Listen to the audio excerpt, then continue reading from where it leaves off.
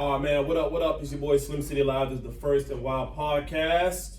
And make sure you like, subscribe, share. And I got a special guest today from a friend of a friend, so I know it's legit. My man Kino. Kino, what up? Yo. What's good, man? Welcome to the podcast. Sorry about last week. I had a little situation, but I appreciate you for taking the time out to be here.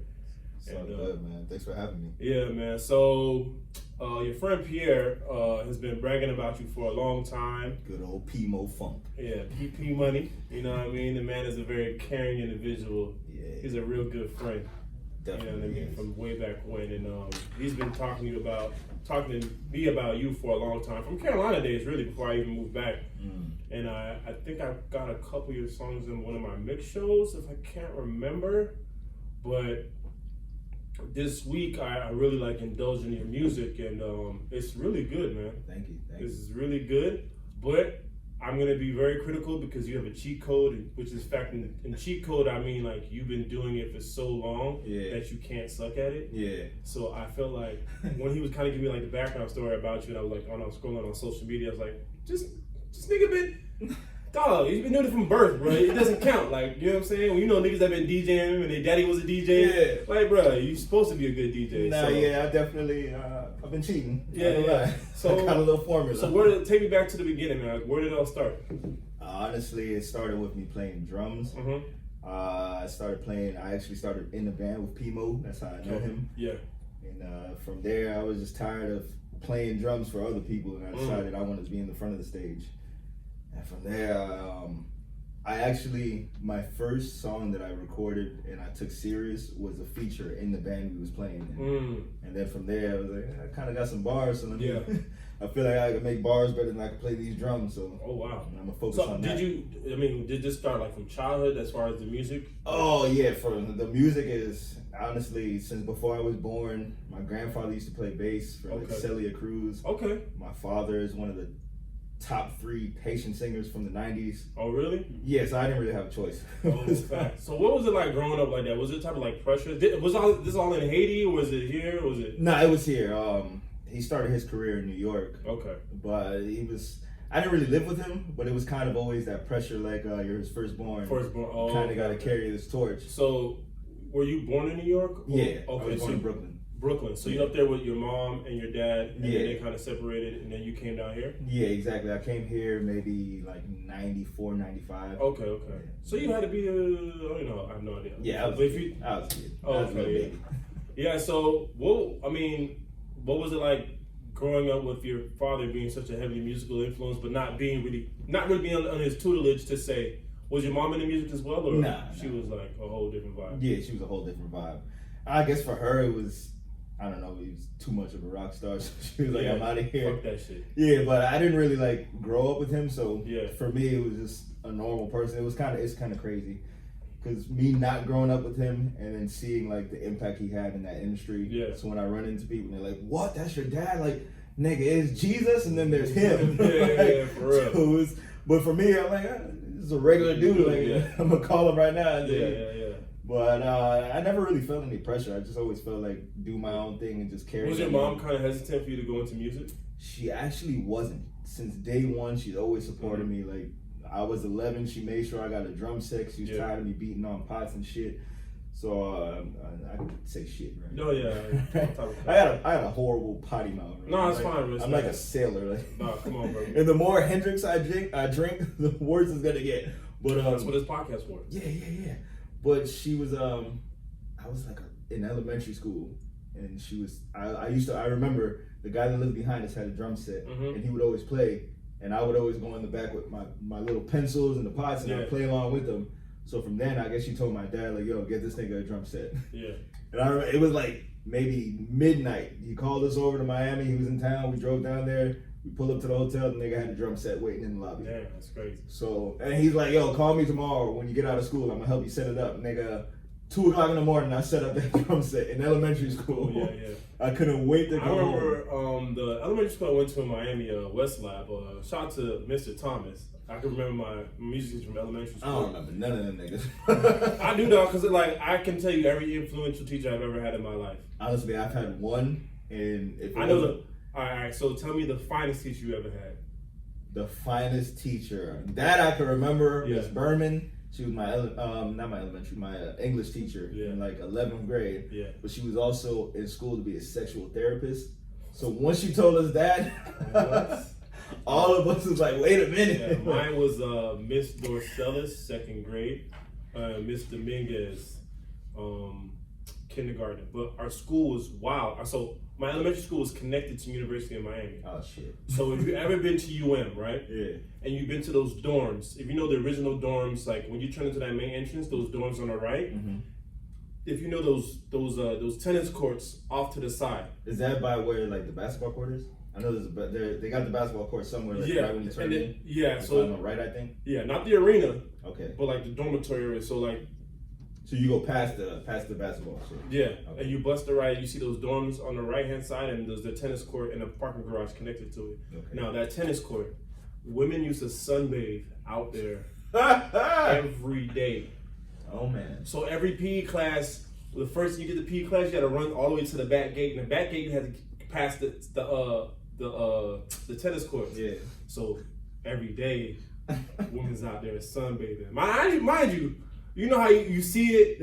Yeah. You know you like it, but you don't know why you like it. Exactly. It's not clicking in your mind, but something in your DNA is telling you like, No yo. lie, when I was like in 3rd grade, our PE teacher had these big ass titties, right? Oh my God. And on the way to like the PE field, I remember like vividly, we used to like fight over who's gonna walk next to her so we could put our head on her titty. Oh Lord. We was like in 3rd grade, perfect. Don't know why we perfect. Don't even have no idea. Yeah, but we knew, hey, these titties like pillows. For real. Damn. I'm trying to remember the first time I laid on some big ass titty. I can't remember as a child. I was just telling her the other day, one of my childhood friends from middle school, the first day I met him, I was skipping class and I walked in the hallway in 7th grade and I see him and some girl and he's like, hey, I never knew him. Never seen this man a day in my life. Yeah. As soon as I hit the corner, he's like, hey, you want to see some titties? I was like, hell yeah, I want to see some titties, nigga. Ever since then, like, that's been one of my closest friends. That's a real ass nigga. Yeah, right first day I met him, he's like, hey, you want to see titties? No, because you know when you get in this type of situations at a very young age, it's very hard to share that moment. Yeah, You know what I'm saying? And You she wanna was be down. selfish. She was like, "Yo, shit, you want to see some titties, nigga? Here." You know, some niggas have a whole hole ready to get mudded out, Listen, and they be like, no, they don't want to tell the whole squad. hey, Hollywood, Florida is a whole different type of Oh, beast. listen, man, I used to be at the I volunteered at Boys and Girls Club Hollywood. Oh So shit! you I already went know. to middle school right behind there. Apollo Middle. Yeah, Apollo, yeah. So I was always over there. I was bad as shit in the morning. Them kids is wilding out in East Hollywood, bro. I don't know. I'm in 6th grade, jumping the fence because we don't want to be in Boys and Girls Club no more, so we're going to Taco Bell. Taco Bell, and then the movie theater, Flippers. I'm sneaking in there with subs from Subway. Oh, come on, man. Damn, Flippers used to be the low key. Flippers was When the you want to spot. fuck a bitch in the movie theater spot, you Listen. want to take a chick that you don't, no one ever see you. Whatever you want to do, you do it in Flippers. You want to fight somebody, bring them to the bathroom in Yeah. Flippers. You want to smash, go to Flippers. Whatever you want, take your ass to Flippers. Damn, I think that's why my mom never let me go. Damn. She knew. Yeah, I live out west, so we had movie code. Oh yeah, no, yeah, nigga. We used to look at movie code like nigga. That's what niggas you can go to movie code on a Friday. You made it. Oh, what? And then niggas used to go fight at Oasis. Yep. The Sawgrass. Niggas used to love fighting out there. They're in Tower Shop. Oh, Towers, yo. Yeah. Damn, we had the David Busters out there. Yeah. Oh man. And Hey, remember Grand Prix, bro? Grand Before Prix. it became Boomers. it was Boomers. Grand Prix. Oh yeah, that was That shit lit. was fire. Yeah, man. Damn, I miss those days. For real, life was so much simpler. I know, man. Fuck, you don't have to wear no mask. Niggas go outside. Yeah. Niggas used to dap up with no issues. Oh my god, now you gotta give everybody a fist bump. I'm Fist scared. bump. I'm not doing that shit, bro. I don't give a fuck. I got a corona test last week Friday. I'm corona free, so I don't Yeah, give a fuck. nah, I'm not gonna lie. I haven't got one. I'm not getting one because I haven't died yet. Mhm. But I'm not gonna do it because I know how bad it is. Yeah. I had to get my sinuses checked once, Yeah. and they shoved the scope up there and down my throat. It's and not that's that the bad, thing. man. Shit, that scope ruined my life. It wasn't that bad. You know why? Because like when I get congested, one of the things I used to do is I get Vicks and I put the Q-tip in that shit, and then I like put it up my nose, and I you're- swallow it around. And You're get, a whole different beast. instant relief. I'm not doing that. I can't even. No, I can't even think without my nose bothering me. I got like so much sinus problems. If I blow my nose too hard, it's a wrap. It's a wrap. That shit, I don't know. It works though. Fuck all y'all. Judgment in here right now. Is that safe? I'm not doing that. I ain't doing the corona test. And listen, Nah. God got me. No, listen. I told people, it was like, all my Haitian friends, like, look, bro, y'all Haitians been through so much. Y'all can't get coronavirus. Right. Y'all I been feel like we're through immune to it. much. Y'all, like, I've never seen a group of people. Like, I don't even make fun of Haitians no more. Like, bro, y'all got it, My man. nigga, Y'all good. if you could go over there and eat the food like on the street and you find the next day, Oh, yeah. unlike somebody that I'm not gonna mention their name, but they're in this room and they Damn. drank the water in Haiti once. Oh, you thinking it tripping was now? Come on badass. now. You gotta know better. Listen, You ain't that Haitian, bro. when we was on tour, Yeah. I had my own roommate, but at the time my roommate didn't come, so I had to shack up with somebody else. Yeah. And mind you, for years, like when I first joined the band, Mhm. that was the one and only person I knew. So off rip, we was Yeah. like best friends, Friends. roommates everywhere. But I had a roommate with this one individual. I'm not gonna say his name, but it rhymes with Mier, right? So, and they're in this room, but I'm not. I mean, there's only 4 of us in here, but I'm not gonna say. I'm not gonna put him on blast. Yeah. But the man drank. We have. It's not They right told me, here. they said, you go to Haiti, there's 2 types of water. It's a water bottle, you're safe. Drink Yeah. that all day long. It's Yeah. like a regular Dasani, Aquafina, Yeah. or whatever. There's another water in a plastic bag. Remember we was in middle school, they had the juice in the plastic Oh, bag? yeah, back juice. They had water like that. Oh, for real? Dum Dum said, yo, I'm from Haiti, I'm gonna drink this. Nah. The nigga drank that bag, bro. You American now. Oh my god. The You nigga yak, man. I love Bro, 15 pounds. the nigga caught a stomach virus, Mm. diarrhea for days, almost didn't make it back home because he was so messed up. Yeah, they want to let him out of the country.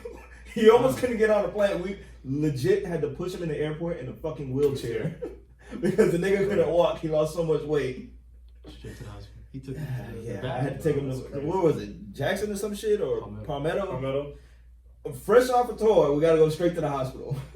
Damn. I'm stuck in Haiti for like 30 days and I can't even go home because this nigga's tripping. And we gotta take him to the That was hospital. actually 30 days? Something like that, like 20, 30 days. Damn. Yeah. All right, man. So I don't know anybody about tour life. I did like a mini college tour, like 4 colleges wasn't really a tour compared to what y'all niggas be doing. But let's bring it back to like, so you're into the music now. You got the drum set. Mhm. Boom. You're elementary school. Yeah, The passion is found. yeah. All right, and then when do you notice the ascendance of level? Like, take me to like middle school, high school now. Bro, honestly, till this day, like I never even like I still won't admit like how good I am. I still don't feel like I'm that good. Mm-hmm. I still feel like I'm learning, but since from middle school I started messing with Fruity Loops, which Yeah. is like the original version of Yeah. FL Studio. Yeah. I got that shit on a floppy disk, bro. Mm. And I said floppy disk. ever since then, like I had a little beat machine and then Fruity Loops, and from Mhm. there, like I used to always. That's when Timbaland and Pharrell came out, and I used to always listen to them, and I would like that was my number one motivation. Mm-hmm. And from then, I was like, yo, I want to make beats for the rest of my life. Yeah. So I started there, and then maybe in like high school, I was like, let me put some words together and see if I can do this. And I saw it was easy to put the words together. But while you're doing this, are you still? Yeah, I'm still Drums. drumming. But I at that point, I wasn't really sure. Like, I just thought I was one of those people that knew how to do this and knew how to do that. I never really took it serious. Seriously. None, like, even when I was playing in bands, I still never took it serious. It was just on. So you some- playing in like adult bands in high school? Yeah, no, I was 18 when I started. Okay. So I'm fresh out of high school. Yeah. I started playing for somebody. I don't even know how these people got my number, bro. Yeah. Somebody called me one day. It was like, "Yo, we're going to Canada in a couple months. We need a drummer." So I'm like, "All right, cool." And then from there, like literally my Well, first show ever. I have a question. So when you have gifts like this, right? Mhm. And you know, coming from a Caribbean background, they really drill that education, go to school. Mhm. How do you make those decisions? Like for you to be like, I'm gonna pursue a job, a career that has really no guarantees. Right. Like you're talking about. Granted, I've kind of similarly done the same thing, but yours is on a whole nother level. Yeah. How do you like? I don't like it. Just How do I decide? yeah. That's How what do you you gotta do. like that? Because that job you have drumming for bands all over the world. You don't know when your next band is gonna call you. You don't know. Ain't no 401k. You don't know when the next show is gonna be. Yeah, you don't know. There's no 401k. Yeah. There's no retirement. There's no social security. Like, how do you make those decisions? Like, how do you? So I've always been one of those kids that always just did whatever I wanted, and like I'm gonna deal with the consequences after. Like, I'm gonna do what I want, and whatever happens after is whatever. You ain't got no kids, do you? Nah, not yet. Clearly. Yeah, no, I tell her all the time. Yeah. I feel bad for when we got kids because they're gonna be horrible little shitheads, Yeah. and I accept it, and I know that because we're both so strong-minded, and it's like we're gonna do what we want. Like it is what it is. Yeah. So I apologize. No, that's But okay. I've always been the type of kid, like I did my own thing. So from an early age, my mom always saw that. In the beginning, I'm not gonna lie, right out of high school. So let me give you a story, right? I lived in Port St. Lucie like 3 times, and I fucking hated it. Oh God. Because I'm such a Hollywood. You selling drugs? Bro. I feel like everybody that lived in Port St. Lucie. The first bag of weed I ever sold was in Port St. Lucie. No, I believe it. I already know. That's when niggas transition right there. Man. So I was there, and for a while, like I don't really like making new friends, and like I'm fine with being by myself all the time. And going over there, I didn't want to go in the first place. Yeah. So already I'm like, fuck that. Don't talk to me. I don't want to talk to nobody. So I went there for maybe 2 years, right? And I think Hurricane Wilma hit.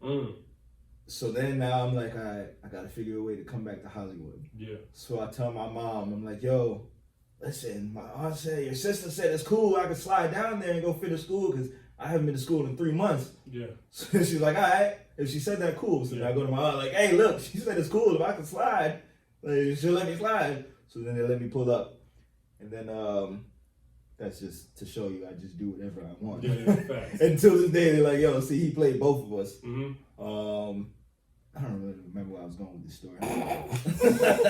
This happens so much, bro.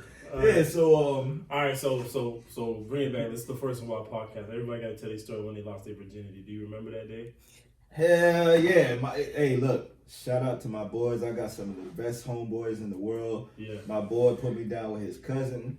That nigga even That's went to savage. the store, bro. Till this day, That's some real savage shit. Till this day, he's one of my best friends, and I always tell him, "Hey, you know I'm a cousin fucker, bro." It's like, and we joke about that because I just smashed a couple of his cousins, and he's down. Like, nigga, I don't give a fuck, nigga. Here, yeah, they grown. So how old were you? I ain't gonna lie, I was a late bloomer. The first time I got actual piece of ass, I was 18. Now I was getting head all day, every day. But when I actually got my first piece of ass, we was at a house party, and I seen his cousin. She was dancing. And I was like, all right, let me see what's up. What song was playing? That I don't remember. Okay. I remember what I smashed it to. It was a Cash Money. It was Birdman and CeeLo. Yeah. You can take a nigga out the ghetto, but you can't take the ghetto out of me. Yeah, I remember I left that on. It was on repeat. But she was dancing, and mind you, in Hollywood, you know, it's a bunch of Spanish girls, and these Spanish girls be only going with the Spanish niggas. Yeah. So if you black, you gotta really work hard. So I was like, all right. I see her in the party, so I start dancing. I'm like, up. If she danced with me, it's a wrap. That's a wrap. I'm swiping her, and she stayed with me. So she ended up dancing the whole night, and then her cousin was like, yo, we finna leave. So I was like, all right, let's go. But I'm in the cousin's car, she's in another car. So I'm telling this nigga like, yo, I think she gonna let me hit. So this nigga's like, yo, pull up to 7-Eleven, nigga, I'll get you some rubbers right now. Real nigga, true friend. Yeah, see, that's why that's still my dog. Shout out to my dog, Coke. Had my nigga for life. And since then, like, even after that, I'll be like, nigga, that's your cousin, nigga, put me down, nigga. What was the experience like for you? Was it like for me, like, as I was putting my dick in pussy for the first time, I was like, yo, I'm breaking one of the 10 commandments. I'm a sinner.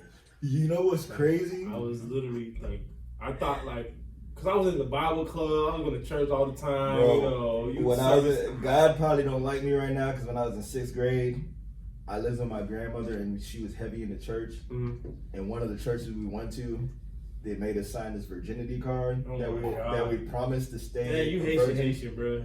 But it was a white church, so I'm like, yo, what do y'all? God, stop. I'm like, I should know better. Yeah. So they take me to this church. They made me sign a card saying that I'm gonna stay a virgin until I'm married. And like till this day, I think about it like, damn, I fucked up.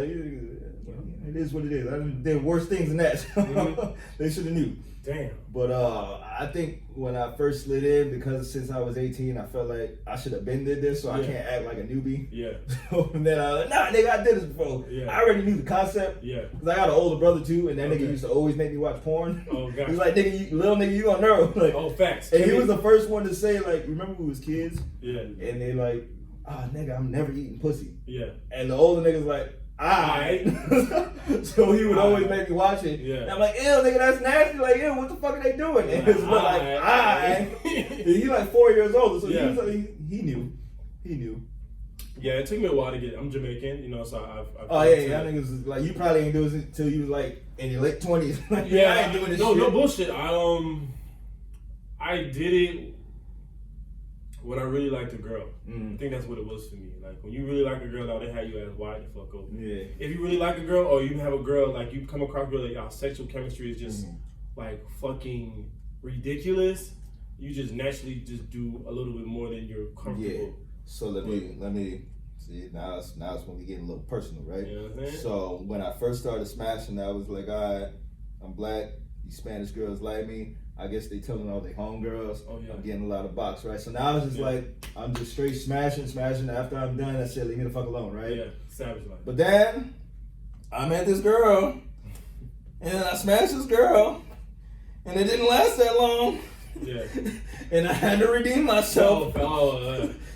You know, knock on wood, I've never been in that situation. Oh man! But I'm ready. I want it though. It's happened, and that one time, when it happened, one time, I was embarrassed. It was like, what the fuck is going on? But then I redeemed myself, and a couple years later, now we're in a relationship. It's been 3.5 years. Congratulations, man. But Black men don't cheat. listen, so I had another girlfriend before. Like in between. Alright, I'll tell you the history, right? We didn't start dating off rip. It was kind of like, nigga, you single, I'm single, we both don't want to be in a relationship, what's up? So then for a while, that's really what it was. Yeah. And then one day, that day where I had to redeem myself was the day I was like, I kind of got to go all in because this shit didn't last, so I'm pulling out all the stops. Yeah. So that was the day, like, even the girl, like, I've really only had, I don't count high school as real relationships. Yeah, it doesn't count. So this is honestly my second real relationship. Yeah. The first one was 11 months, and that bitch was the devil, right? So it was horrible. Now imagine, still fucking though. Don't discredit her. No, cause I like if a girl just said about, I was down shit. I'm like, no, don't discredit that nigga. No. I will admit, I was smashing, but her mentality and her personality was just fuck. It wasn't worth it, right? Yeah. But even she knew the one person that turned the nigga out, the first person I did all this nasty ass shit with, she knew. No, listen, I have a girl like that. Shout out to her name, Ashley. I'm not gonna say her full name, but Ashley, she turned me out, bro. She made me a savage. She set the bar very high for me at a very young age. And it was just I was always searching for this experience, this feeling. And like, bro, it was. See, to me, it was just, I've always just been like, nigga, stick meat in, catch a nut, go home. But bro, when I had to redeem myself, I was like, all right, I remember seeing this in a video. I remember seeing this in the video. I'm trying all this shit. And I was drunk as shit on Grey Goose, which I do not drink vodka. I honestly, I will only drink gin because I've had horrible experiences on everything else. So I stay away from Hennessy. I drink Hennessy because it's there, but I didn't start drinking Hennessy until maybe I was like 27, 28. Bro, Hennessy makes me too angry. It makes me shit. Vodka makes me shit. Yeah, it makes me shit. Yeah, vodka gives me. But I stick to my Appleton rum because I'm Jamaican. That was gonna be my first choice, and then I'll drink Crown Royal, any Crown Royal, and then I'll go Jameson. I'm talking about Jameson. I can't drink none of that shit. Gin for the win. Gin for the win. All times. What is that thing with gin though? I don't. Is it like what is it? Bro, I don't know. I feel like I'm probably the only, like, me and like 5 other people in the world are the only ones that like gin. Everybody else hates that shit, but I don't know. Is it something you drink like straight? Bro, I drink that shit straight. Like, my favorite drink is a little bit of gin and an entire lime and some ice. And I'm fine. You're good. Yeah. Oh, okay. Gin is pretty fun, man. All right, so we getting some pussy. We're 18. Yeah. All right, and we're fucking around with Fruity Loops and some beat making. We got some lyrics, we got a song. But at the time, I think I remember where we was leaving off. At the time, the band hit me up, and Bob, You going to Canada?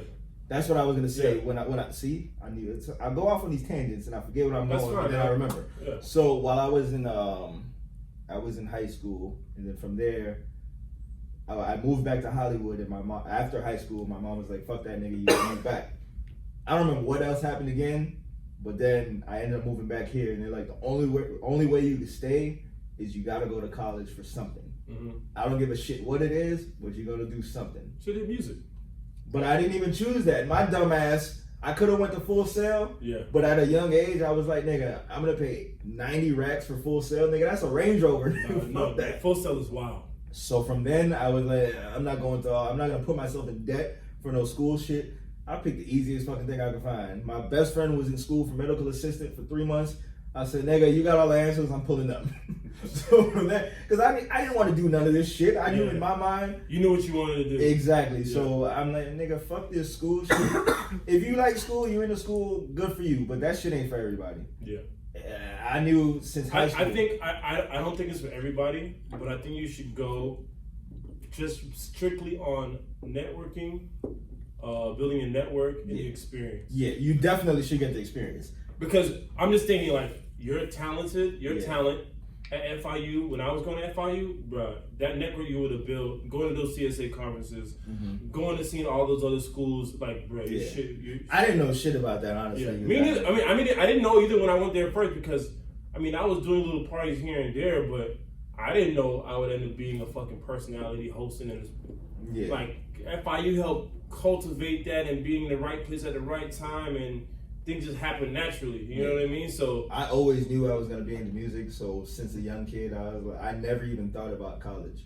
I just always knew after high school, I'm pursuing whatever I gotta do. I tell anybody, if you got any type of talent, just take the bare fucking minimum courses, sit your ass on campus. Well, now that I see, I look at it as I wish I would have went to university just so I could have that experience that all my friends that went to universities had. And crazy bitches. When they tell me these stories, honestly, I feel like I'm glad I didn't go to college because I'd have had like 7 kids by now. Wild. Yeah, they. Nah, you good. Girls be getting abortions back then like crazy. See, all right. I don't know. I went to high school, then I went to my little medical assistant school, and I was like, fuck that, I'm making beats forever. Shit. But from there, so even my mom says that she should have never let me go to school for that. She should have made me go to school for something musical. Yeah. Because when I was done with, I think I was still What was the music school out here? Was it McNichol? What was the music school? I don't know if SAE was out back then. No. I don't know. We didn't have anything. But she said, I even went to the tour. Like, I drove to Orlando to go tour at Full Sail. And she regretted making me go to school for medical assistant. She said that was a waste of your time and a waste of your money. And I'm sorry, you should have just went to school for something music. So from there, I was doing tours and shit. And so what was it like going on tour in Canada? You're 18 and you're traveling the world. Like, how do you break that the band experience? Bro. How do you get into a band? How do you? I don't even know how it happened. Like, they legit called me. Yeah. It was like, yo, we need. The first show I did was in North Miami, and I was playing the cowbell. But I knew I played drums, but niggas needed a cowbell. So I was like, all right, cool. It's a very important instrument in the Haitian industry. I will tell you that. Very important, because like, if that shit is missing, you feel it missing. Yeah. So from then, I'm like, I'm a young hood nigga. These niggas let me in. All right, cool. I don't know shit about shows. I don't know nothing. So I play, and then mind you, I was always a very humble person. How much did you get paid to play the cowbell? I'm gonna get to that. Okay, go ahead. So I was always a very, very humble person, but at the end of the day, I always knew my worth, even as a kid. And coming into the Haitian music industry, I always knew in the back of my mind, I don't like to say it, but it's somewhat like royalty. Like, my dad's name is King Kino, and when I walk into the room, they call me Prince, basically. Like, it's to that standard. So in the back of my mind, I always kept it like, don't let nobody try you, because at the end of the day, like, you can shit on these people with one phone call. Yeah. So from there, I always stayed humble. I did the little show, right? At the end of the night, I'm waiting. I try to get paid. This nigga tells me, bro, you're not getting paid. You have to pay your dues. So in my mind, I'm like, nigga, do you know who the fuck I am? Like, Yeah, I don't have to pay anything, nigga. Yeah, Like, facts. dudes, what the fuck is that? It's an honor for me to be in your like, and that's the mentality I had, but still humble. You're a very humble person. So from then, I was like, all right, fuck this band. I'm not playing with them no more. Mm-hmm. Nigga still owed me. He tried to pay me $100 and didn't even want to pay that. Damn. I'm like 18, 19. Like, nigga, just pay the nigga $100 and get it over with. Till this day, he still owed me $100. So. It sounds like you see this nigga everywhere. Nah, I don't see him. I've probably only seen him twice since that. And I think 5. nah, I don't. I'll I'll you know who it is. You know who it is. That's like 30 years ago. Mm-hmm. I have no idea. Nah, because I still want my 100. Fuck that. I don't give a fuck. That's a phone bill, son, nigga. That's more gin. That's some weed. Facts. That's a lot of 100. Nigga, let me get that. That's a nice little quarter of some gas. Nigga. For real. Out here playing with my. So anyway, I meet this other band named Fahrenheit, who was already like very popular in like Paris and Canada. Mm-hmm. So then they're like, yo, we need somebody to pull up. So I go to rehearsal for like 2 months, and these niggas take me to Canada. The first time ever to Canada. I was out the country to the Bahamas at 17, but my real first time out the country, no family, was my first time going on. Yeah. Nigga, I got to Canada, they like, yo, you know the drinking age is 18 here, right? First stop. Hey, I will say that band was a very good experience. I won't say all the things that they made me experience, but shout out to them because they showed me what a real rock star lifestyle was like. So what's groupie pussy like? That shit is a little different. Like what is? It's like I never experienced it, so I'm just curious. It's one of those great experiences where you could. Yeah, you're lying, but go ahead. No, that nigga's not lying at all. That nigga, at every single place, I will vouch for him. This is a very good black brother. Wait, so you was with your wife the whole time? No, You were the band? even before that, I was with her. Yeah, I was with her the whole time. Oh, okay, that's different. No, even before I got married, we started the band. Yeah, before he was married. Yeah, but you was in a relationship. Yeah. Even before I was doing band stuff before that. But as a single man? As a single man. And you wasn't slaying these bitches? After the show. Yeah. No, I wasn't. That's why I said after the show. This is a very good brother here. Like, if I knew I wanted to be a good boy, I'd stay around him. I don't go hang out with the other half of the band. Nah, for real. But I would let my daughter date you if I had a right, exactly. Like, yeah. He's a great person. Me, on the other hand, if my daughter ever brought me to the house, I'm gonna have to fight that nigga. Facts. But Facts. I'm like a great person, but I'm an asshole at the same time. But I have a great heart. Yeah. I just speak my mind and I do whatever I want. Yeah. And you don't want your daughter dealing with that shit. nah, yeah. I know how difficult I am. Exactly. I know. Should I be concerned? Yeah, you should be Yes, you concerned. be Nigga, I'll fucking tell you all the time. concerned. Hell yeah. Nah, but what I will say, I got a daughter too. Shit, I don't never want my daughter. I want my daughter to date the version of me when I'm like I am right now. Yeah, exactly. I can't. I don't want my daughter to be Yes. 17 to fucking 27-year-old almost slim fit. Exactly. It's scary. Exactly. Because he He never. said I don't want that. Exactly. Shit, even in elementary school, I was bad as shit. So I almost. I don't even want to say, bro. It was like a lot of people almost got cut since elementary school. I was just always bad and like a violent youth. Like, I don't want that for my. No, nobody wants that for their child. Yeah, because I'm gonna have to fight that nigga. I'm gonna fight. Exactly. Fight legit. Hey, listen. Any young niggas that's like one, by the time I have a kid and she's old enough, and when you little fuckboys pull up, I will fight a kid. I will fight you. Don't try my jit. Don't try my little sister. My little sister about to turn 20, and you little fuckboys, just know I will fight you. And we can be cool after. I'm all good with that. Homeboy phase. I'm all for it. Homeboy phase. All for it. You act that, you're gonna have to catch these hands. So we in Canada, we're touring. What is that experience like? Oh, bro. At such a young age at that, like how do you? First how of much do all, you get paid to like? I always wonder like the pay scale for these type of things. I don't even remember what they paid me. I know they definitely did pay me. I don't remember what, because that shit was so long ago. Mm-hmm.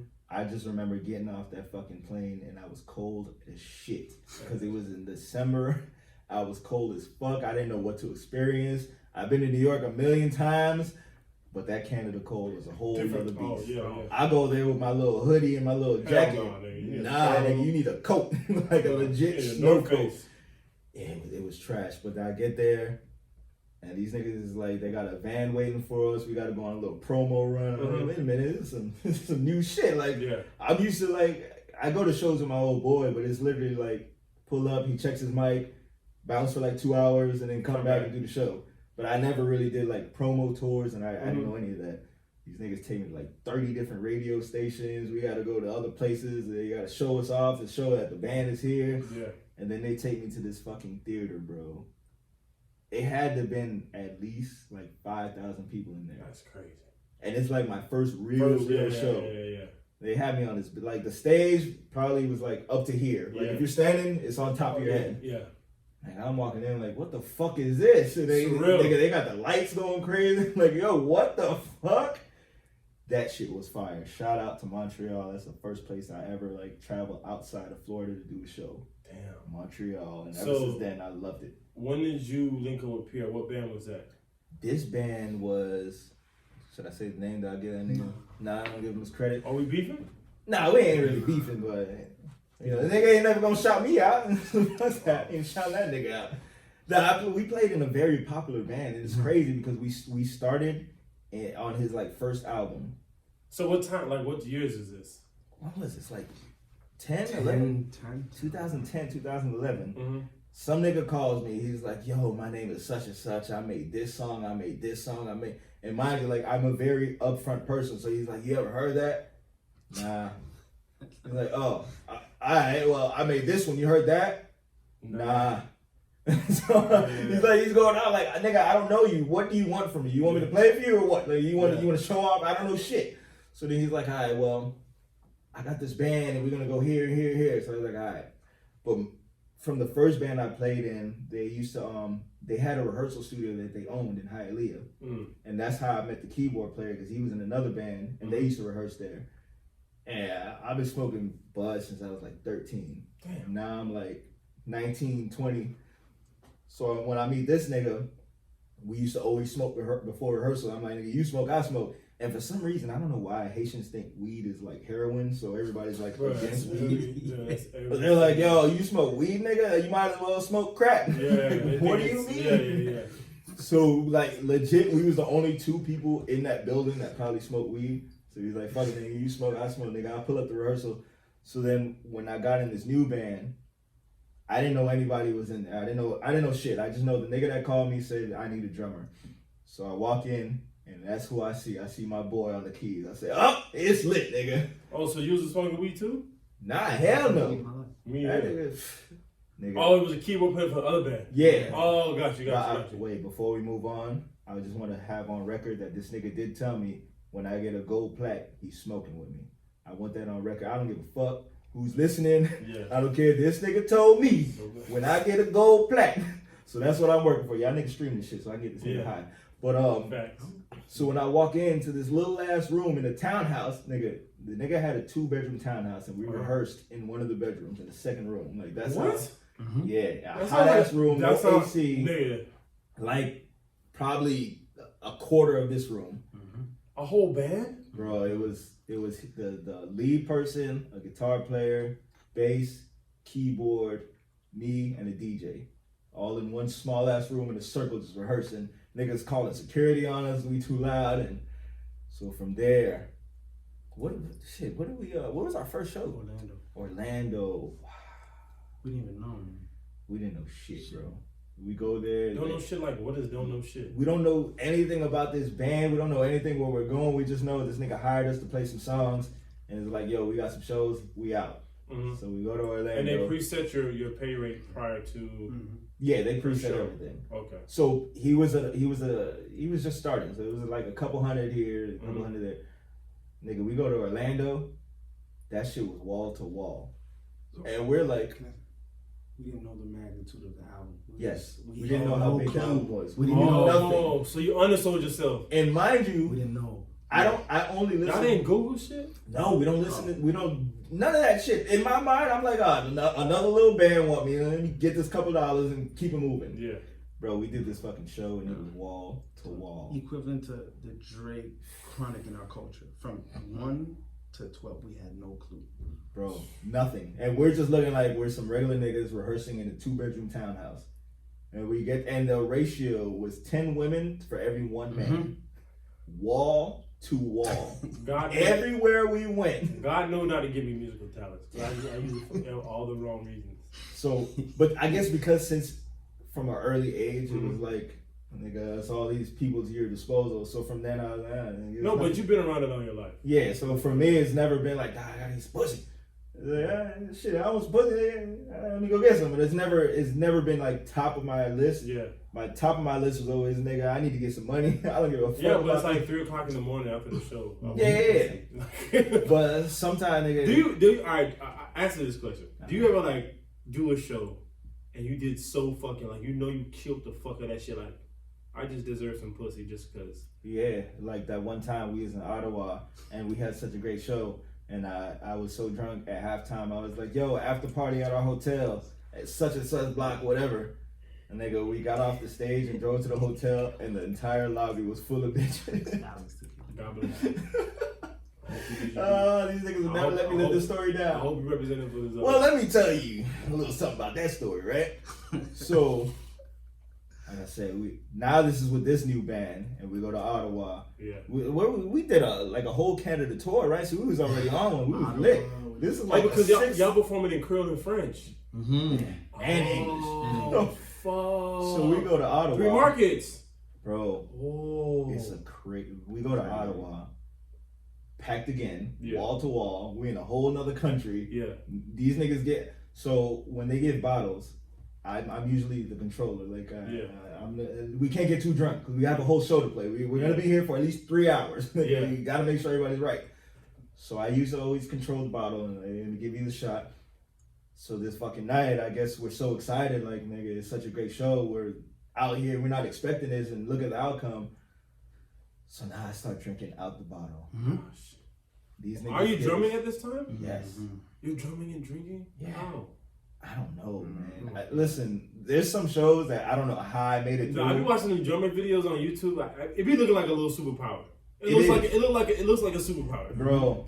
And some nights I used to play it. I'd be so fucked up and have no idea how I'm keeping this shit on rhythm. No, that should be crazy. Yeah, so we do this show. They give me the Canadian version of their Hennessy. And I guess that shit mixed with the altitude, bad fucking idea. So now I'm like, yo, we're at this hotel. Pull up. We get to the lobby, full of girls. They all come to our room. No exaggeration, the entire lobby. Like white women? No. All types. White, black, Spanish, Canada. South African, nigga. all The lobby full.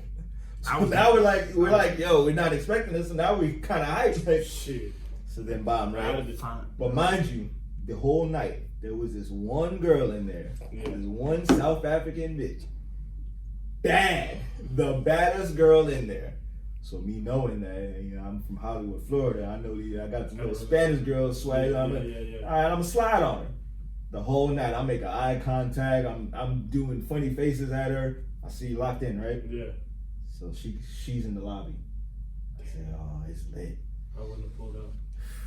But let me tell you, right? So she's there with her sister. Oh my God. And now it was me and my roommate, the keyboard player. Pierre. And we rolled up. This is all your fault. Bro, so look. I know it's going to end bad and it's all your fault. Oh, no, this is horrible. So it's a great story. I love this story. It's one of my favorite stories. So now, everybody comes to our room. Yeah. So me and my roommate, it's me and him, and like the whole band pulled up, and we have like 30 girls in our room. Just hanging out, talking shit. So now I'm like, I've been fucking in there. So right, everybody watching. So now I got the South African girl, and Yeah. I know already the outcome is gonna be for the end of the night. So I'm like, all right, we lit, nigga. I'm trying to go outside to go smoke. So we go outside, we go smoke, smoking. Sure, they had security for him, by the way. Bro, so we're smoking, and I still have the fucking bottle. Yeah. So she takes the bottle and puts it to my mouth and makes me take a big ass swig, right? Oh, no. I should have fucking never did that fucking last swig. No. My nigga, I finish smoking. We go back to the room. I sit down. Mind you, everybody's in the room still. Yeah. I sit down in the chair. As soon as I sit down, the entire room flips upside down and starts spinning in reverse. So now I'm still like, nah, nigga, you gotta keep it together, nigga. Fuck that. I don't give a fuck if I throw up on this bitch. You nigga figure it out. So now I'm like, all right, fuck.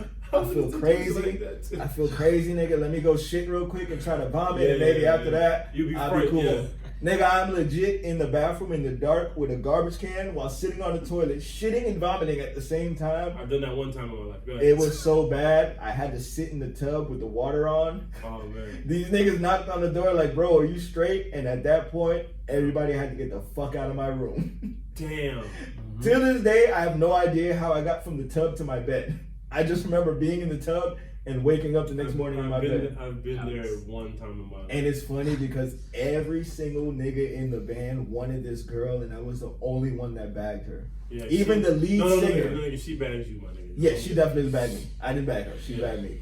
Even the lead singer walked in on some superstar shit trying to swipe. Yeah.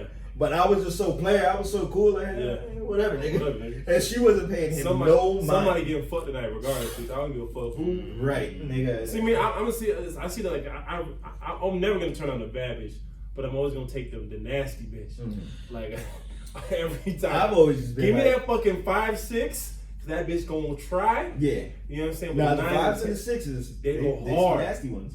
But I've always just been, you gotta look good. You gotta look good and have nice toes. That's a deal breaker for Hey, me. you're not even. I know, I'm but not it's gonna text you tomorrow. Why I care about your feet? because I'm gonna think about it. If your feet is next to my face and I turn to the fucking right and I You're see right. bunions and shit, it's gonna fuck a nigga up. And now I don't want this anymore. I don't want no parts of it. That's what I'm telling you. Like, I don't give a fuck. There's so much pussy in the world. It is Like, so I've much. always just, I never cared that much. So it's now I'm gonna get what I want. I just feel like sometimes when I'm getting pussy, I feel like this is just a privilege and opportunity. I don't know when this is gonna happen again. So let me just appreciate this. Oh nah, fuck that. I hate to say it, but I always just felt like I was God's gift to women, and I'm such a great human being sometimes. Yeah. And like, No, I feel you me get too, this but beat. I just don't know. You know what I'm saying? There's just no Yeah. guarantees in 2020 like that. Nah, it's not, but fuck that. If I gotta beat my meat, I'm gonna beat my meat. fact, No matter man. what. Come on, This that's- nut is being caught. Oh, facts, all day. You know what I'm saying? Self-love is the most important. Yeah, so from there, I never gave a bitch, you don't want to fight. I'm just gonna beat my meat. Yeah. It is what it is. It's crazy. I dated a girl and went to Johnson and Wales, and I remember like one day she didn't want to fuck me. I went in her room on her laptop and pulled up Bang Bros and beat my meat and her See? fucking. I looked at her like, she was like, "What are you doing?" I'm like, "The fuck is your problem?" Like, the fuck is your problem? Right, nigga, what is wrong I with asked you? I asked you first, nigga. Right. You made me do this. Right, you the one that made me pull this fucking laptop out. For real. It's Your your laptop. fault. Right, your shit. Not I'm even all, mine. in your browser history now, motherfucker. Right. Anything happen, bitch, they coming to your internet history. She was pissed off. Shout out to her, though. It is what it is. Yeah, man. So when did that bad situation kind of end? Honestly, I feel like it might have ended because of me.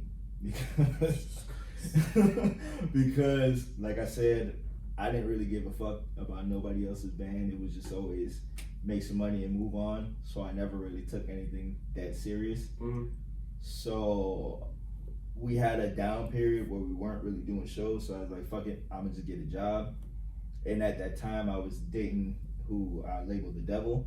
So, and she had a daughter. So I was like, I kind of got to get my life together. Even if it's... I already know. Respect, bro. And I already know. the daughter 'Cause- didn't have a dad, so Yeah, I no, already because felt... in a sense, like I always tell, like if I dated a girl seriously that had a child and me and her broke up, I still have to be a part of that child's life. Oh, bro, it's a whole... It's That's a like whole you nother have a certain attachment to that child. It was, that child it ain't do was, shit. it was 2 breakups that I had to deal with. Nigga, And the crazy part is, I was fine breaking up with the mom. It With was the the daughter daughter. that was the Oh, worst man. How old breakup was for she? me. I was with her when she was like 2. Oh, And then I think, she was like 5 when we broke up? oh my god. But mind you, her dad died when she was like 3 months old. Oh my god. And because I grew up without my Yeah, father around, I was like, you yo, understood. I can't let this kid grow Yeah. up without a dad. So no matter what I gotta do, I'm gonna look out for her. Yeah. And even after we broke up, I Yeah. told the girl, listen, if your fucking kid wants to see me, I'm fine with that. Like, Yeah, I don't have to talk to you. We don't have to be Yeah, friends. yeah, facts.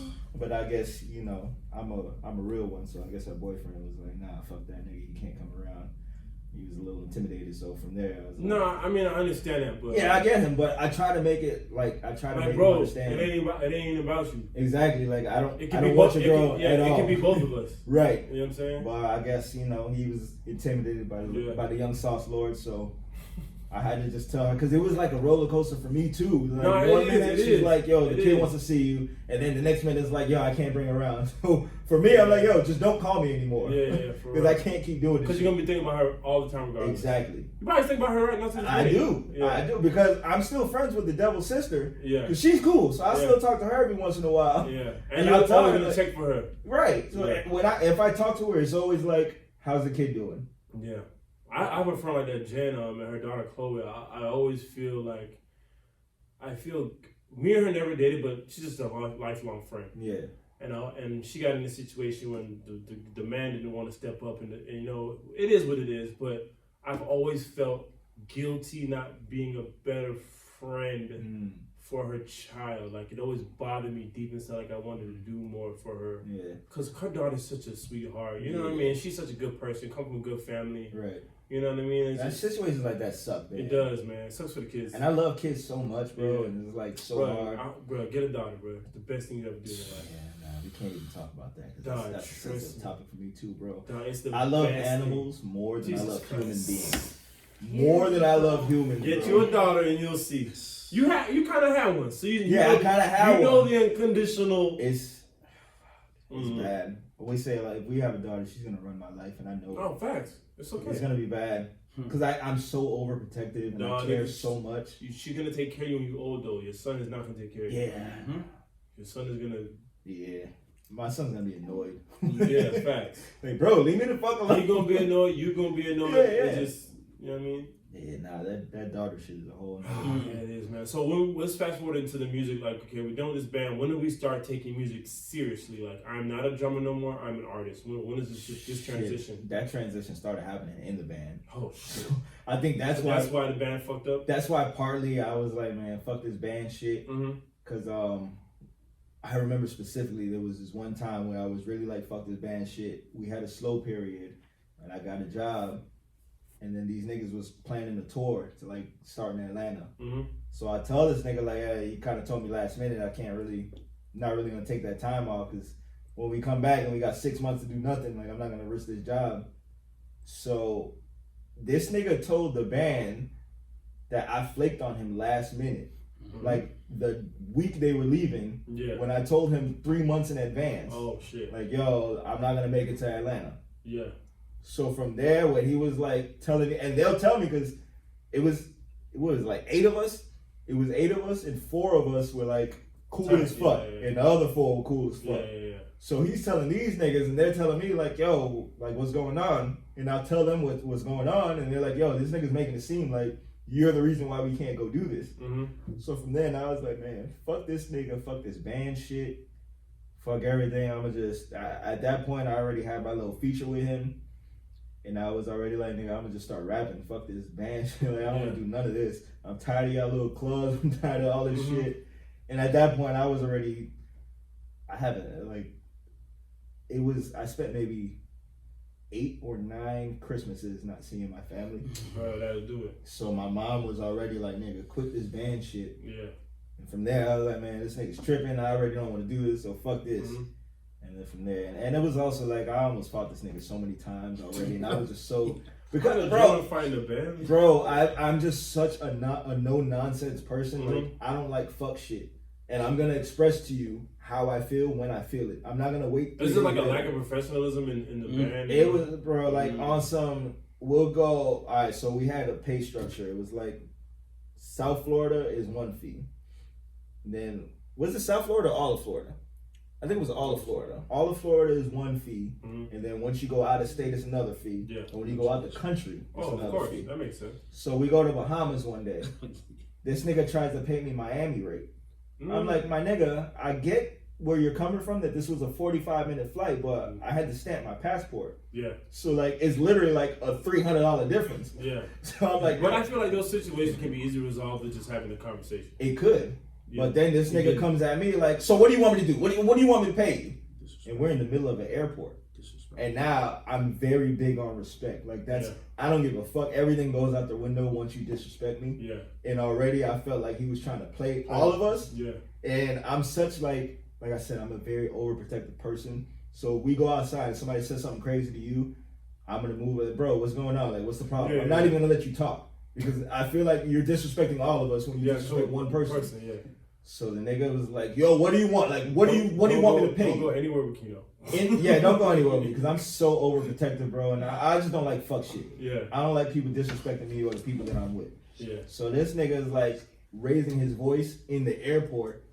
So now I'm like, nigga, what the fuck you want to do? That small ass Nassau, Freeport. Well, I think it was like Nassau. Small ass. So now I'm like, bro, and mind you, my best friend in the band / roommate was an MMA fighter. Oh God. And I was just always like a street fighter growing up. That's really why we clicked so much. Yeah. Nigga, I was about to beat the shit out this man in the airport. That's a federal. And exactly. So, and he's the type of nigga that's gonna press charges. Oh yeah. So it happened at least 4 or 5 times. Me and him almost got into it. That shit almost like the first time we went to Canada, bro. This nigga left us for like a week in his homeboy's apartment.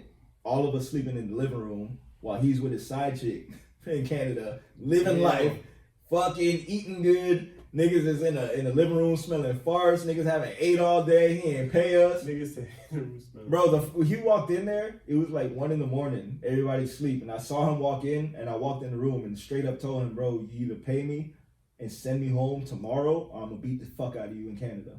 Like, those are my exact words. Because you left us in your homeboy. We don't know this nigga. Yeah. Like, nigga, we're fucking hungry. We've been here for a week. You haven't paid us. Like, what the fuck? And now, mind you, it's around New Year's. My birthday is January 3rd. Damn. I'm expecting to be home by now. Yeah. And we're still stuck here. I don't know when I'm going home. I don't know when you're going to fucking pay me. So now I'm hot. Nigga, pay me. Send me the fuck home.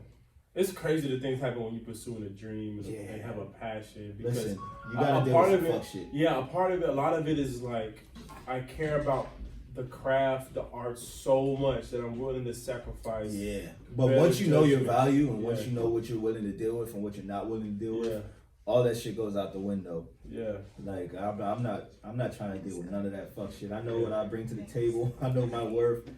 I know the type of energy I have, the type of personality I have, the type of person that I am. And I just don't take no shit because I'm literally like a really great person to have around. Like I care so much about people.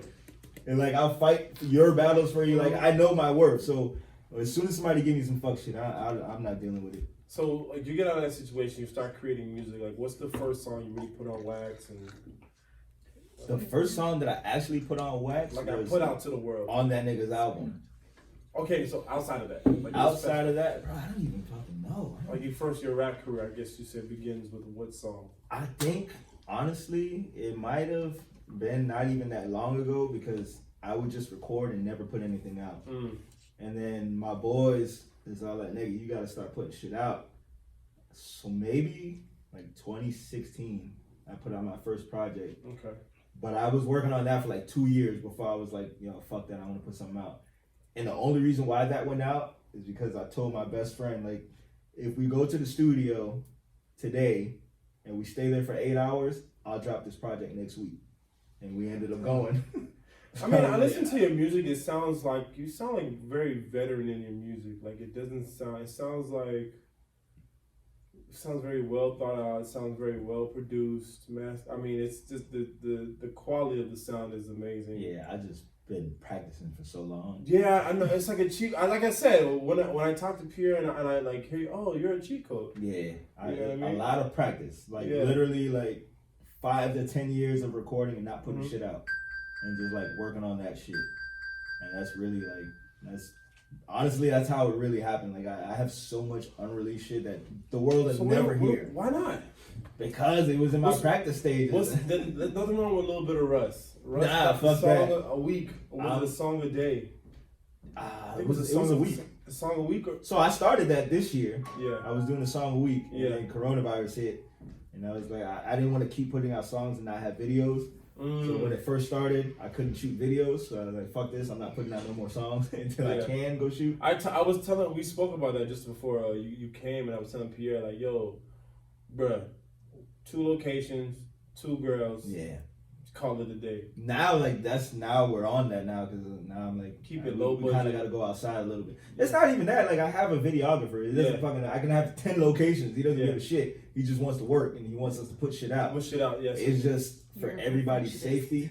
I just wanted to make That's sure. what I'm saying, dog. You. At first, I didn't know. I didn't know in the beginning. The Haitians cannot get coronavirus. I know. I keep telling you this. Because we got that little masqueti. Yeah, y'all been through too much. What does that mean? And listen, that little masqueti. If you got shot, put that shit on your gunshot. You got the fever, put that shit on your forehead.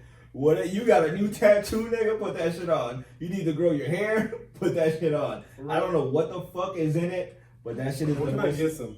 I'm gonna bring you some, bro. I don't remember. Can it make my dick big? It might, nigga. That shit is like, it is a tell-all. I don't want to have a little dick no more. Nah, I'm ready. you gotta. My dick need to match my height. This is ridiculous. Deep in the caves of Haiti, they got Yeah. this thing called Gres Cacao. What? You know about that Gres Cacao? Hey, What the listen. fuck is that? My cousin Jeff put me on. Nigga, he told me some Gres Cacao. I'm like, what the fuck is that? This nigga somehow found some shit in the caves of Haiti Yeah. that you rub on your meat. Yeah. And that shit fucking, your shit'll grow 3 fucking feet in a month, bro. Guess cacao. Yeah, Gres Cacao. I need that. Nigga, that shit is so serious. I was about to buy it and package that bitch and sell it in the States. Because them Damn. niggas swear on that shit. I need that. Is that local? Can I get that local or what's? No, I got you. I might have a stash somewhere. I got you. No, I'm dead ass serious. I'm nigga. dead ass serious. 3 too, inches. nigga. I'm like, nigga, I'm like, yo. Listen, my cousin ordered some shit. I don't know where the fuck he ordered it from. No, but if, he my, gave me if, like that half of shit, it. if that shit makes my dick grow 3 inches, I'm starting an OnlyFans page. And My nigga, and I'm like, you about to grow distance like 3 myself feet. from my family. Like I'm gonna disown my family so I can just be You got free. to. Hey, To the listen. point where Them OnlyFans pages is making a shit ton of money They right are. now. I'm gonna just let me shut the fuck yeah, don't even say it. Don't even say it. Just, I'm gonna slide through with the Gres. up. Have you subscribed to any? Nah, but Sorry, I actually I'm sorry.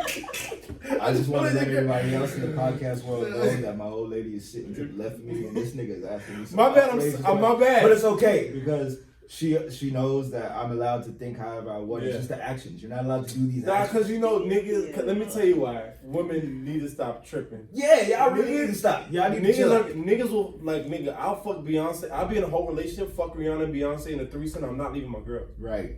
Listen. Maya's Yeah. his chick. So Maya? Maya I get a is pass. his I old met lady. Maya a couple He, times. he gets a free pass for her. I'm allowed to, if Maya pulls up or I slide in Maya's DMs Yeah. and she says, Alright, nigga, come fuck. alright, okay. So, would you? Alright, so, alright, hypothetical. This nigga's asking a crazy question. I'm gonna answer shit. Alright, It's fine, I'm ready to answer. so It's all right. I'm gonna answer and just deal with the consequences. Hypothetically speaking, Maya has HIV. You know what I'm saying? I'm gonna be very upset. Are you still smashing? You can smash, but you have to smash raw. For real? Well, Is that even a real It's 50-50. Nah, It's 50%. Alright. Nope. 25% chance that you might Nope. get it. Won't do it. Thank you. Won't do it. I'm doing it. Cause I'm gonna have to deal with that in the long run. Hey, look, I can put up my video and just beat my meat. And it's the same concept. Close my eyes. It's definitely not the same. Nah, it's not. It's not. It's but definitely not the same. Fuck And that. I think, yeah, I definitely do it. Yeah, no. I'm 34, dog. I'm good. Like, I don't ever get pussy again. I go to a little HIV chat, group chat. Where I'm pretty sure the website where y'all hang out at. I'm sure. It's probably know some that- bad bitches that got it. but- Exactly. Nigga, do you know the yo? So there's a theory, the female 10 theory. So the female 10 theory is that all the 9s and 10s, right? Those are the women. They have most niggas attack those women. They talk to those girls. Right. So those women are more likely to have STDs and those things because they might turn on a lot of niggas, but it's such a high volume of men that attract to them that you know what I'm saying. So like for example, a 10 might get 100 niggas. Yeah.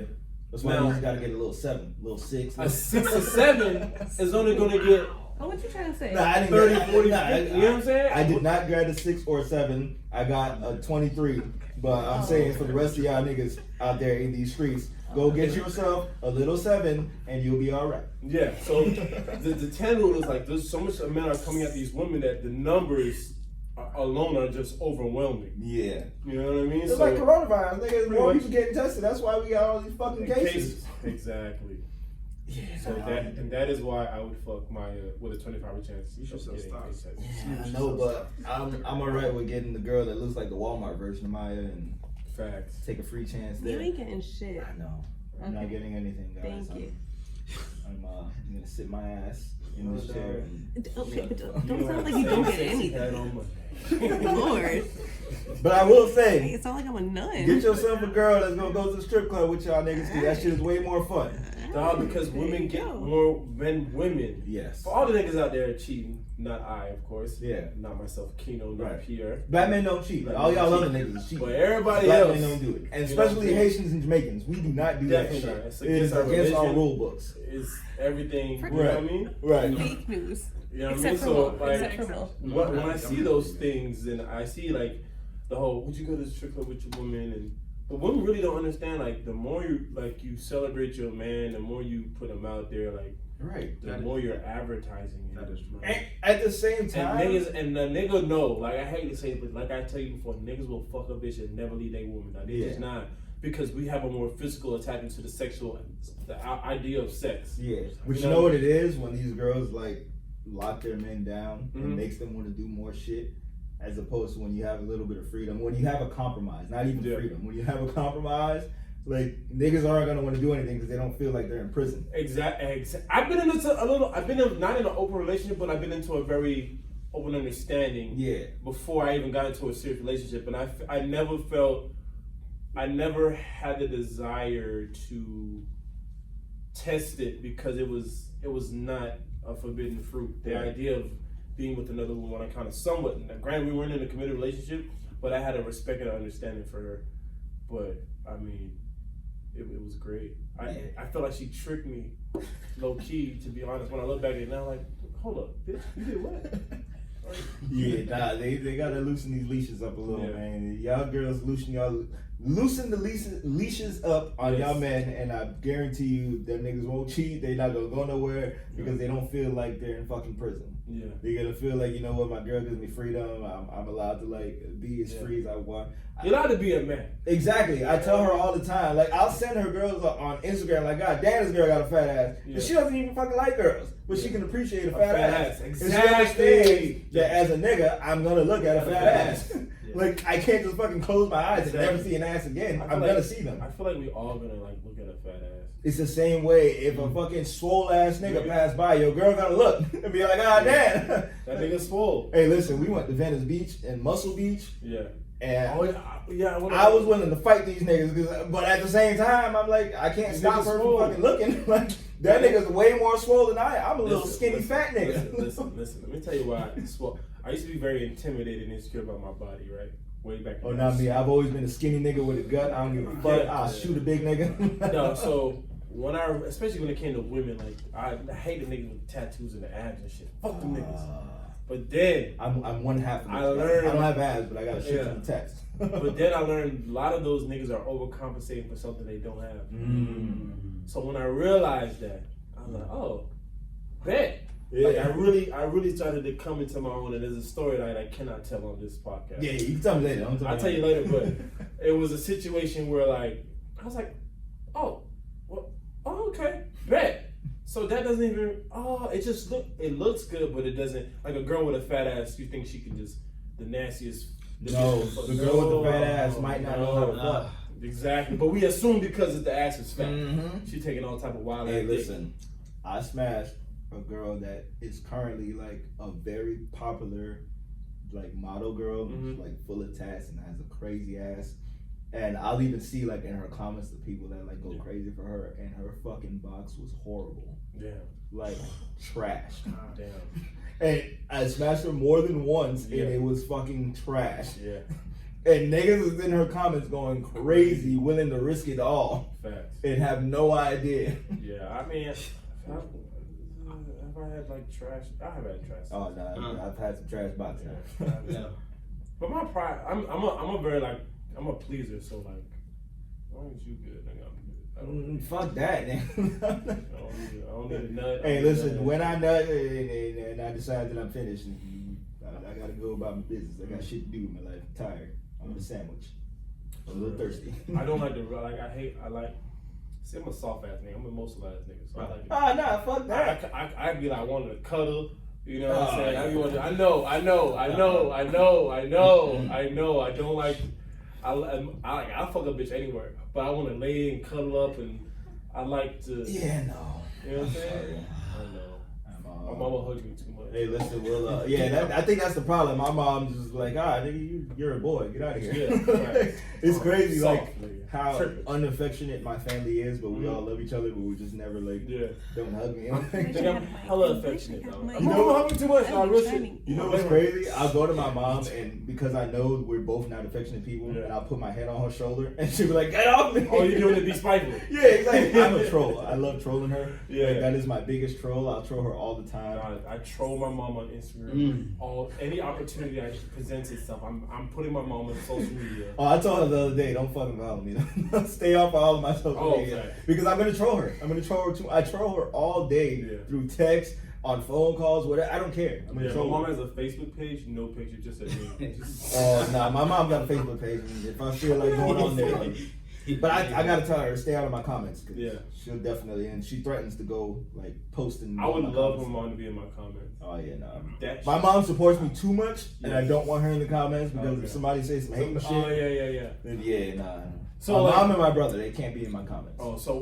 Let's get back to the music though. What we got going on right now as far as musically, like, I mean, there's a lot of good music there. I can honestly say I haven't heard a song that I'm like, I've liked every song, and the production, once again, the production, the mastering, the vibe of it. You seem, even though you're kind of young in the game, you seem kind of beyond your years. But like I said, you're a little bit of a cheat code. Yeah, and it's because I'm a perfectionist. I'm Yeah. such a perfectionist. Like, that shit has to be 1,000% perfect Mhm. in my eyes. Yeah.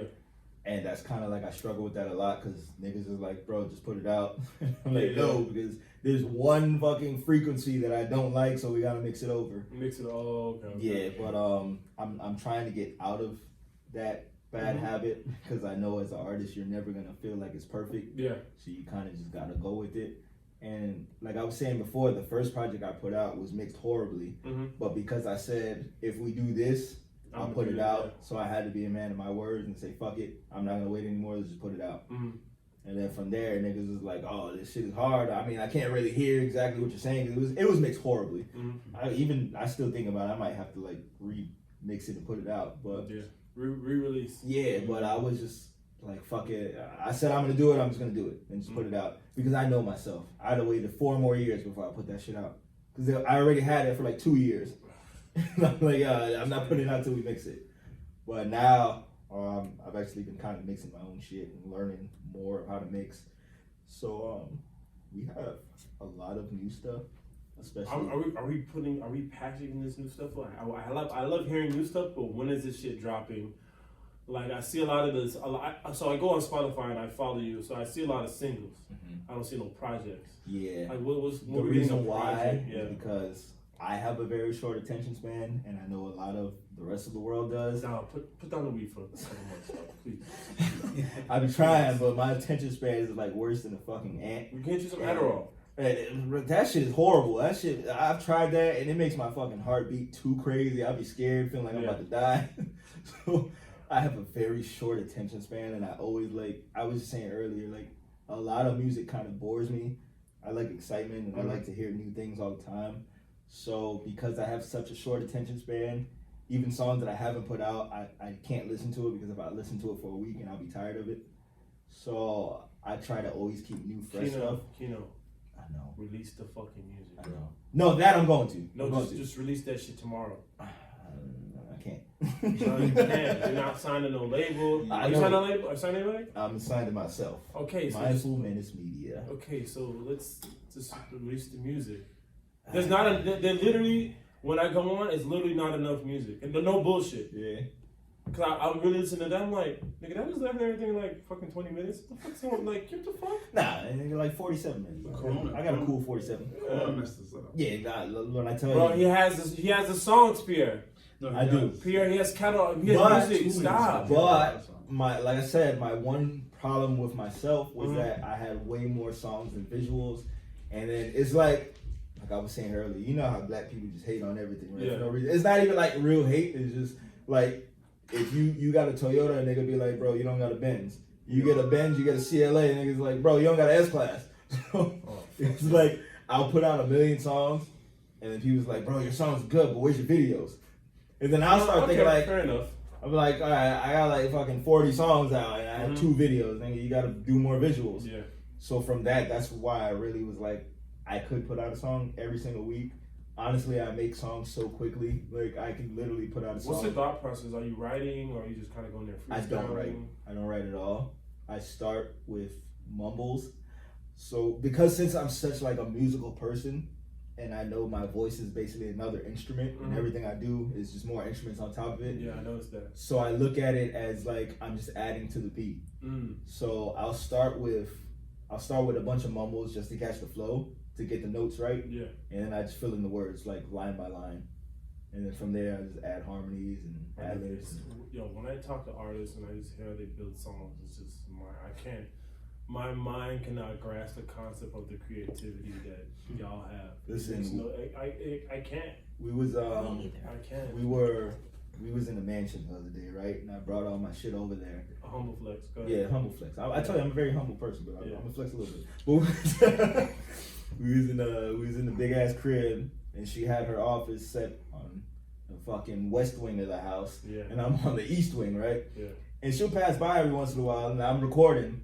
I have headphones on. You don't hear anything but whatever I'm doing. Oh, yeah. And she'll hear, and she's like, "What the fuck is he doing?" Yeah. But then when I play it on the speaker, she's like, "Holy fuck! Yeah. This is what you were just doing." It's my recording process is a little weird, Yeah. but Come on, can we get some dates? Can we get an official project name release? I'm putting pressure on you right now. Yeah, my next project will drop in 2022. But Jesus fucking Christ, no. from now Yeah. until then, you're Yeah. just gonna get 1 million singles. That's it. You're just doing singles. Yeah, that's it. Man. Okay, all right, so what's your favorite song out right now that you've done? Oh, honestly, I'm trying to point everybody in a direction. I want to, everybody listen to this, I want to point them into like, yo, Spotify, you're not on Tidal yet. But you I think I am on time. No. No, what the fuck? I'm supposed to be. You know? I pay for Yeah. that shit. You got double check that because Tidal gives the most money for streams, so that I subscribe they to do. Tidal. Absolutely. Shout For out to that Tidal. reason. Tidal and Napster. People didn't even know Napster was still out. I think Napster pays the best. Napster's still out? And nigga, Napster is like Tidal now, and they pay a lot. Damn. I need to look into Please, everybody get Napster and play my shit, cause Napster pays the most. Them niggas is paying. Wow. People Like on Napster. Spotify might pay 4/10 of a penny, Yeah. and Napster is like 3 cents or some shit like that. Damn. Yeah, it's. I mean, you don't really get much for a stream, but Napster is definitely paying the most. Shout out to Napster. I fuck with y'all. I got my first little music songs from Napster and downloaded from there. Shout out to Napster. So, like, I mean, what's the single that we want to push everybody towards to at the end of this podcast? Honestly, I don't even fucking know because I just make music and I don't. I mean, I listen to myself all the time, and every new song that I make is my new favorite. People like he is a very, very good artist. You're very like when people find out and they're finding out, I can only imagine. I'm glad I got you here now because I can be like, well, I was in the beginning. If I never talk to him again, Nah, you definitely. No, I'm just saying. I can see, like, I've been in a room with people that I've known are gonna go, and it's like I'm glad I was there and did this part, so I'm really seeing everything from the beginning and where it goes. Nah, man, you're one of the people that's definitely been here since day one. So I want some groovy bitches when you're on tour. Bro, you can have all of them. I don't want any of them. I'm like literally. I can be liaison. Like listen, so like I've been like this since band days. I got a Kikasi the What? The what? Gus Kakao. The Gus Kakao. Listen, since I was in bands, I've always been the type of person that I'm gonna. So I have this switch that I flip. Yeah. I'm usually a very quiet person and like. Me too. To myself, I'm such a very antisocial person. I'm not antisocial. Bro. Oh, I'm quiet. bad. I'm bad. If I'm not working, I'm in the corner vibing. Yeah, if I don't know you or somebody I know doesn't know you, Mhm. I'm not really gonna talk. Yeah. Like it's gonna be I'm bad. But I've always been like, I'll go to shows and I have my headphones on the entire time until it's time for me to play, Mhm. and then I flip that switch, and then it's like, holy shit, who the fuck is this Metallica dude? and then when I'm done, the switch goes back off, and I put my hoodie on and put my headphones back, and don't talk to me. I don't want to Listen, take pictures. I have an incredible marketing scheme for you. Okay. All right. Oh man. We're gonna set up a drum Uh-huh. set. I know you have one set up. Mhm. We're gonna set up a camera, Okay. and then we're gonna do some wild drum shit Mhm. and drop a song, one of your songs right after it. Mm.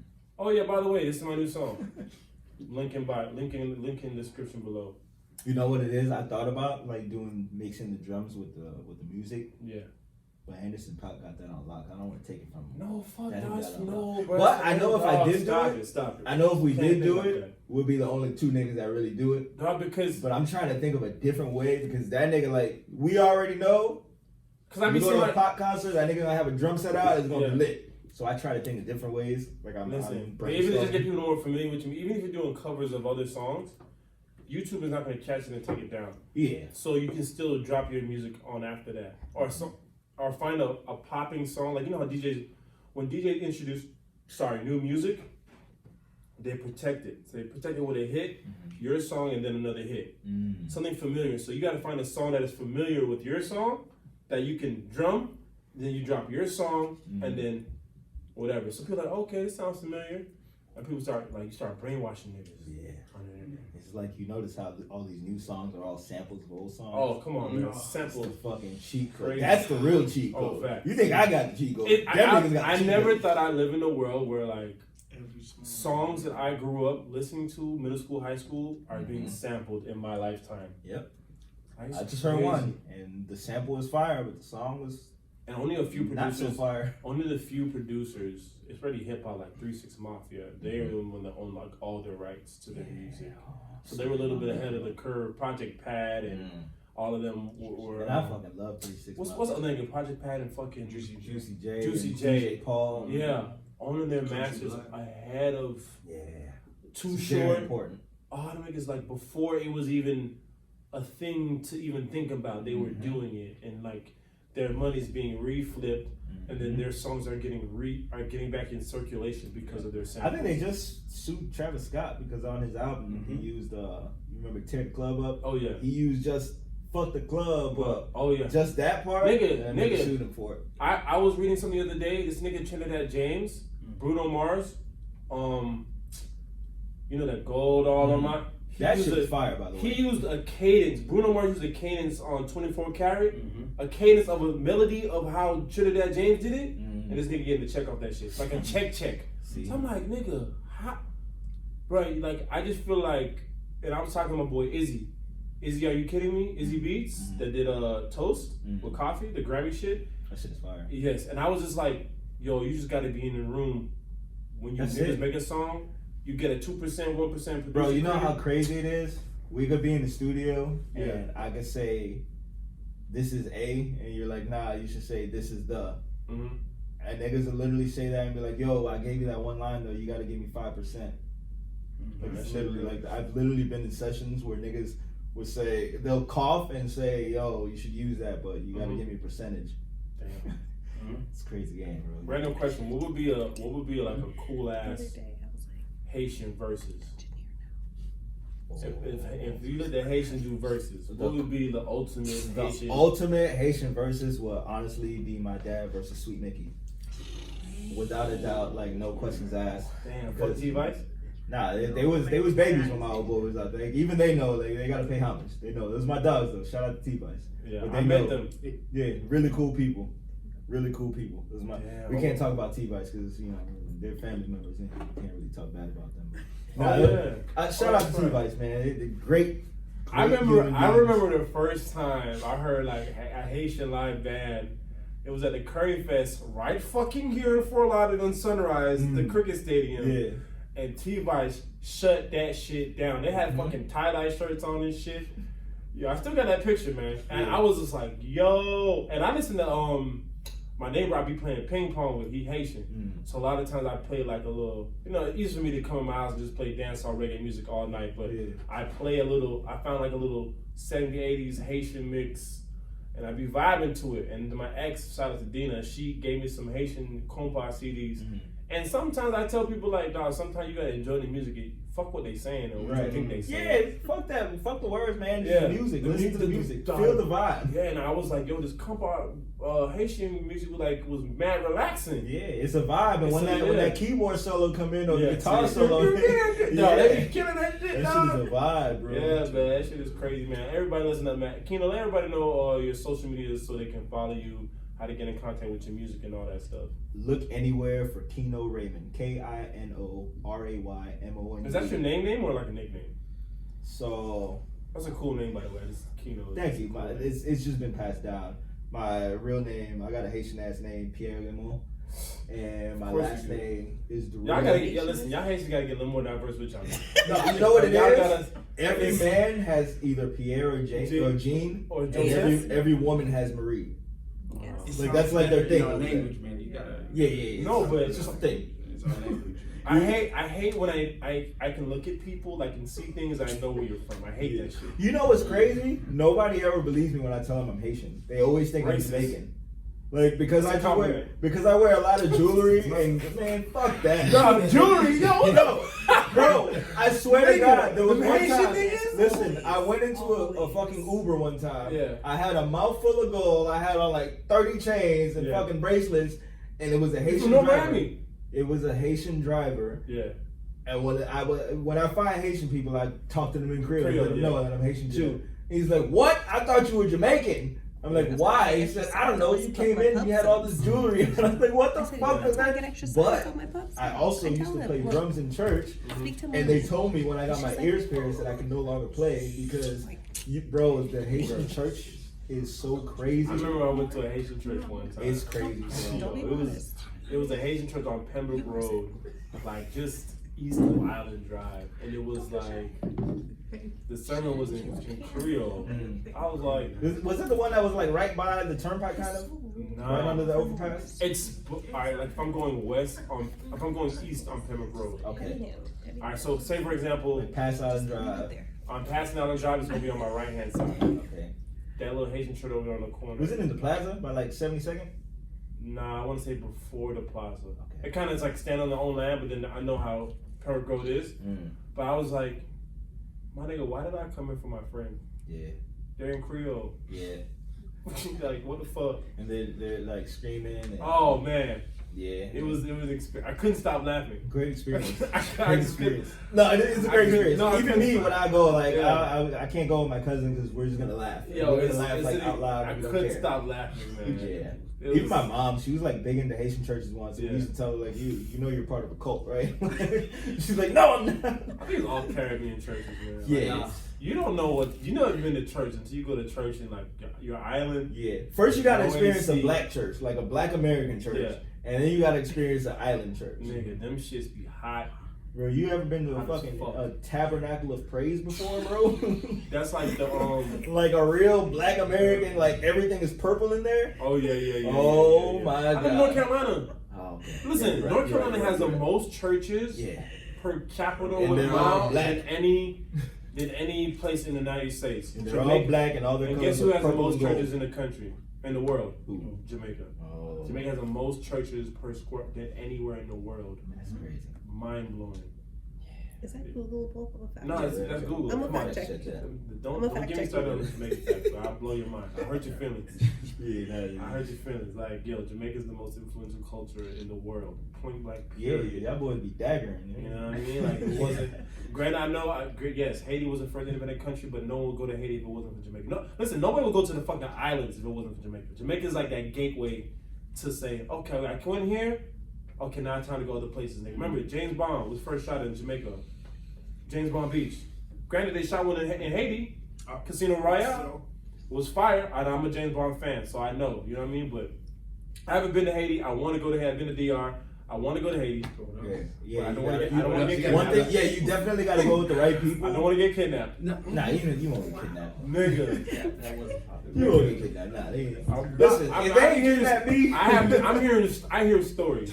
Nah, you know, you hear stories everywhere though. There was a time they said there was so many kidnaps, you would have to get a receipt to make sure you don't get kidnapped. Yeah. Wow. Even my first time going, like I had to make sure, like, hey, is it Yeah. safe if I go? Like I had to make a bunch of phone calls and No, make but sure. you gotta check in. in. Yeah. I mean, in all retrospect, if I go to Jamaica today, it's not as bad, but I make sure my cousins know. Yeah. I'm not. Granted, I do drive by myself, but I'm going certain places. I'm going, but if I'm interacting with people in Jamaica, I'm not even talking. Yeah. Fuck talking. Yeah. He couldn't go. They gonna know. They Yeah, know no, I'm real. for a while I couldn't go. He couldn't go. Because of like my old boy, and Yeah. for a while I couldn't go. I had to call him to make sure it was safe. to Straight, go. yeah. And then when I told him I was going, he had like 50 people call me. Like, as soon as I I got remember there. when my friend R.I.P. Dwayne, my boy from Party Speed, he passed away. I mean, and I had to go to the funeral on Halloween night. I never forget Halloween. So my mom didn't want me to go.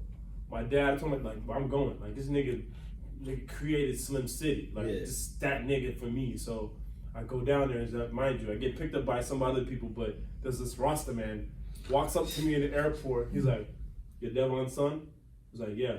All right, you're good.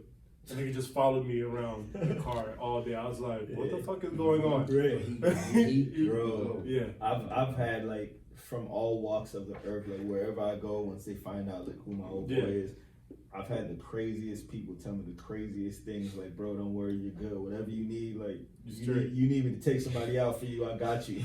Like, I'm like, bro, we're in McDonald's. Like, I'm cool. Yeah. I don't really need that right now. When's the last time you been to Haiti? I think the last time we did a show there. Was the last Jesus time I went. Christ. Yeah, I try to stay on my own land where I can bring my strap. Nah, but yeah, I'm pretty sure you got a gun in Haiti, bro. Come on. Yeah, of course. You don't want to get caught. Yeah, you don't want to get caught with one there. Why? It's done deal. Yeah, it's worse than like getting caught in New York. New York, yeah. You do not want to get. Yeah. We can have it.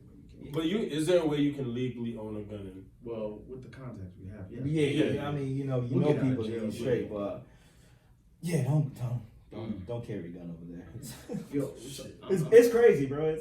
It's bad, but yeah. it's not that bad. But it is at the same time. It is like another country. You gotta make sure you. You straight. Yeah, and I definitely don't want to get locked up.